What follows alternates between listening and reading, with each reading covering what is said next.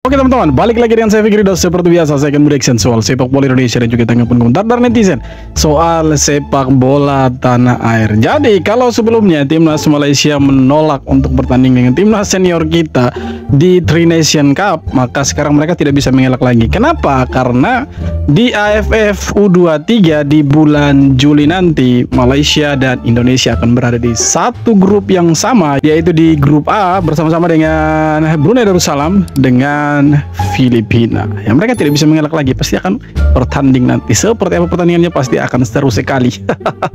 Seperti apa tanggapan netizen? Mari kita simak sama-sama. Let's go.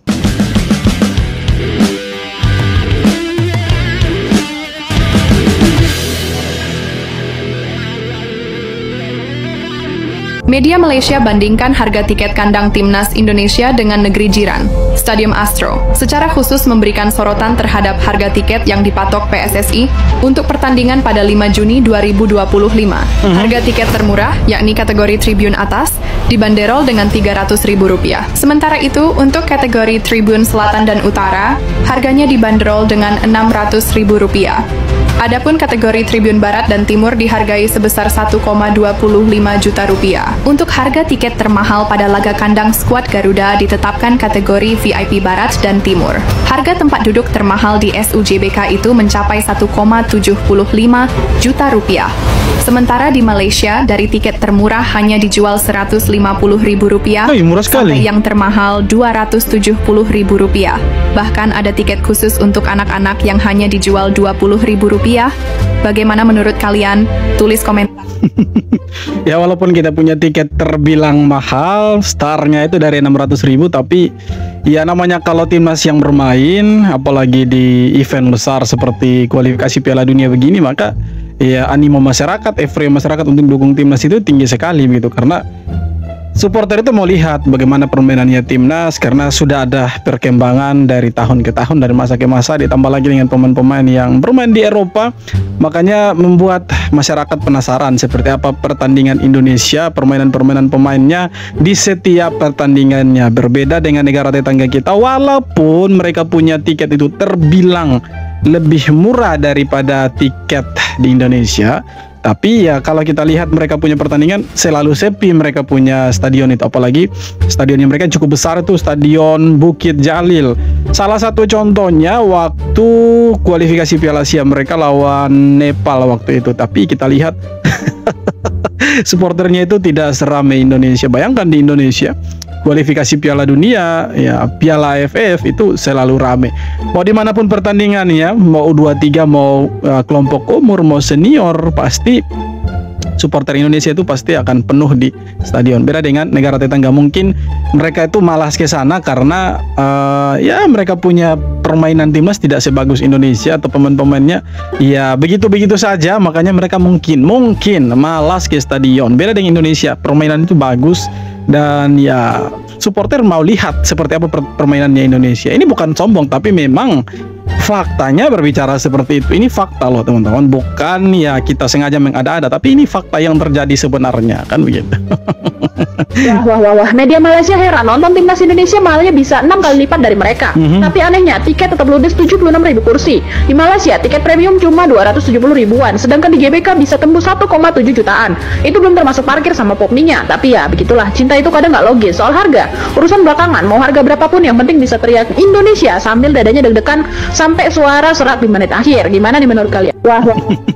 Sampai-sampai kan mereka punya konten kreator dari Malaysia itu kan ada yang tidak dapat tiket pertandingan sebelumnya, tapi waktu dapat tiket Indonesia versus Cina nantinya ini mereka senang sekali. Itulah perbedaannya, sangat mencolok. Gerald Vandenberg tak mau Indonesia kehilangan muka di Piala AFF U23. Ia menegaskan mentalitas yang kuat sangat penting. Bakat dan talenta saja tidak cukup, diperlukan kerja keras, konsisten dan disiplin untuk mencapai puncak permainan. Gerald Vandenberg tak mau Indonesia kehilangan muka. Nah, itu yang kita tunggu-tunggu, karena sebelumnya mereka sempat tolak Indonesia, tidak mau merespon surat dari Indonesia soal pertandingan persahabatan antara timnas senior Indonesia dengan timnas seniornya Malaysia. Mereka seolah-olah tidak merespon Indonesia, mungkin karena peringkat Indonesia masih terbilang sama dengan mereka di 100 lebih ya. Mereka mungkin cari negara yang peringkatnya lebih tinggi lah dari timnas Indonesia. Tapi kalau kita lihat kualitas, berbicara kualitas kan berbeda. Kalau soal peringkat FIFA, saya pikir ini hanya berbicara soal waktu. Kita tinggal tunggu waktu mainnya saja, kapan Indonesia berada di 100 besar dan membuka matanya mereka lebar-lebar. Kalau Indonesia berada di 100 besar gitu. Mungkin sekarang hanya Thailand, tapi nanti ya kita ini hanya tentang waktu, teman-teman. Mungkin kita akan ada di 100 besar nantinya kalau kita konsisten terus seperti ini.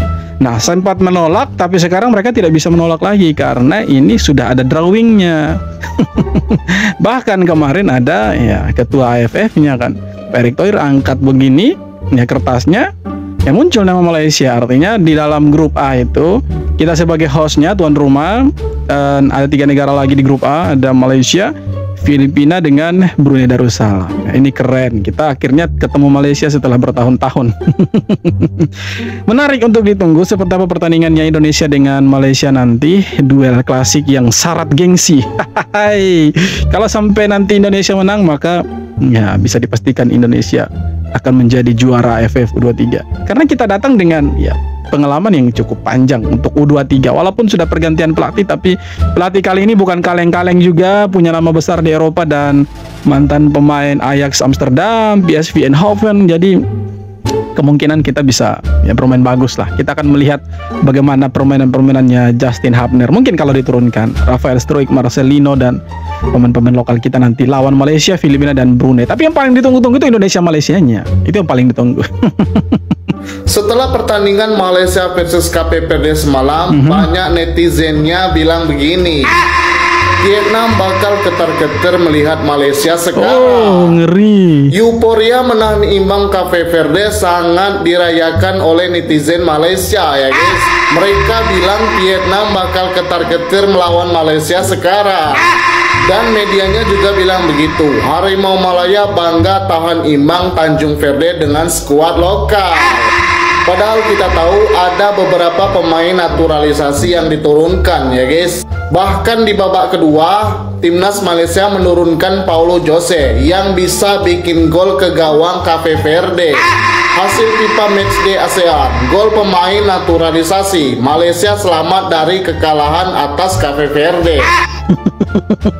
Ya, tapi kalau kita lihat malam itu memang beberapa pemain andalannya Malaysia itu tidak ikut waktu lawan Cape Verde. Ada Hector Hevel, Dion Coles itu kan tidak bermain. Untuk Dominic Tan itu kan tidak bermain. Jadi yang mereka mengandalkan Paulo Jose itu pun Paulo Jose main di babak kedua. Tapi mereka untungnya tidak kalah, tidak malu di kandang sendiri. Kalau kalah ya malu. Tapi kalau kita lihat secara permainan ya tidak menarik, ya membosankan malah. Nih kata dari pelatih Cina guys ya, bisa-bisanya para pemain Indonesia malah berpesta ya, sementara kami harus pakai psikolog untuk menghilangkan tekanan mental.